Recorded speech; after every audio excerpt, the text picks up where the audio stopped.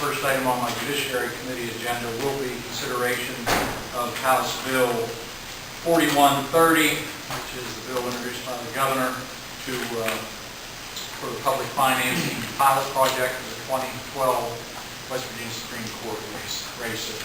I'm delighted that the Governor has agreed to take the lead on this bill. There's just a little bit of backdrop. It's an issue that's we floated around for the last few, probably maybe decade off and on, pilot projects for public financing, focusing in large part in the past on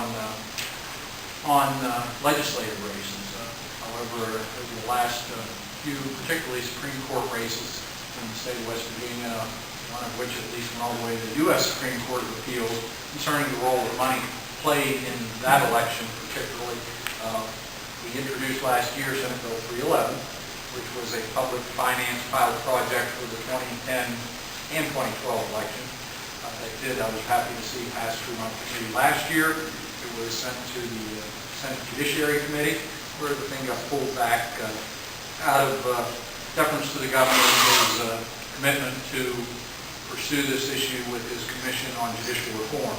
As we all know, that commission met very regularly over several months and came out, I believe, early fall, late summer, with its recommendations. And I'm delighted to see one of the hallmarks, one of the principal foundations and findings and recommendations in that report was a public financing pilot project model. So that's one of the things that come out. A couple others were the appellate court as well, but they were clear, I think, that West Virginia is prepared, and I think we welcome, and West Virginians that live in the state, we welcome an opportunity to do things, to try to do things a little differently in the state. Right. In conclusion, number one, West Virginia voters want their judges to be able to focus on the law and not on dialing for dollars. 78% feel that campaign expenditures have either a great deal of influence or some influence on courtroom decisions made by elected judges. 68% of West Virginia voters, and this includes 2/3 of Republicans and 2/3 of Democrats, say that it is a serious problem, quote unquote, that elected judges receive contributions from those who appear before them in court. And after they were reminded of the 2004 Supreme Court race here, that number expressing serious concern jumped from 68% to 89%. Number two, voters who support public financing in Supreme Court elections here in West Virginia. The initial support, when you simply ask the question straight out, is pretty strong. Voters favor by a healthy 52% to 39%. Once again, after they were reminded rather briefly of the 2004 election year, support rises sharply to 61% in favor and only 30% opposed, and that includes majorities of Republicans, of Democrats, and of independents. And what's clear is that lawmakers here who support public financing for judicial contests will have broad public support from voters of every ideology and every political party. Number three, voters favor additional measures to keep campaign cash from influencing courtroom cases. So you have 78% of state voters saying that judges should simply not hear cases involving an organization, a business, or individual who has spent significant amounts of money to elect them. You have 75% saying that special interest groups that spend money on campaign ads on their own should be required to disclose who is paying for those. On issues every so often, we've been a solid organization that supports economic and social reforms around the country. We decided to take on the issue of judicial selection reform out of a growing concern of the rising cost of judicial campaigns. And when candidates for judicial office are forced to raise funds and accept donations from law firms or businesses that may appear before them, obviously their impartiality can be in question. So in 2002, CED released Justice for Hire, Improving Judicial Elections, which among other things recommended publicly funding judicial races. In our view, no judge should have to solicit private donations to finance a bid for office. The distinct nature of the judicial office and the need for judicial independence in the administration of law demands that judges be insulated from the potential influence of campaign donors. The best way to achieve this objective, we believe, is through publicly funding judicial contests. And the pilot funding project, was limited to just one Supreme Court race? No, it's both races. And how much money could they receive? What's the maximum? Well, they could receive during the primary, each candidate could receive $200,000, I believe, is for the general, and I believe that goes then up to $200,000 for the primary, contested primary, $50,000 if it's uncontested, and then $350,000 for the general election. The reason being, they get some even if it's an uncontested, assuming they have a component in the general election from the primary, they want to have an opportunity to go to some name recognition.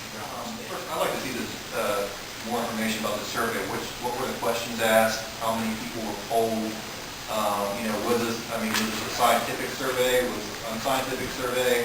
I haven't got any information about About it. 600 telephone interviews with self-identified likely 2010 voters in West Virginia who were considered likely to vote in the 2000 elections. This was done between February 24th and February 24th of 2010. The expected margin of error in terms of the science behind it is plus or minus 4%. Pretty good confidence level. The Center for Competitive Politics, in a letter Friday, raised some concerns about constitutional issues specifically involving rescue funds, which are given, if one candidate signs up for the financing and another doesn't, if they're spending more than the candidate that does accept public financing, they can receive extra money. I guess in Arizona and Connecticut, they're concerned because similar laws in those states were struck down. Is that something that you all plan to keep intact in this bill? Well, at this point, it's in the bill. Okay. We looked at that, and we're looking at it very closely. All we want is a level playing field for all the participants, and also to reduce, to the extent you can, the role that money plays and particularly the degree of reduction in confidence level that the use of money has in the general population of reducing their confidence in the courts.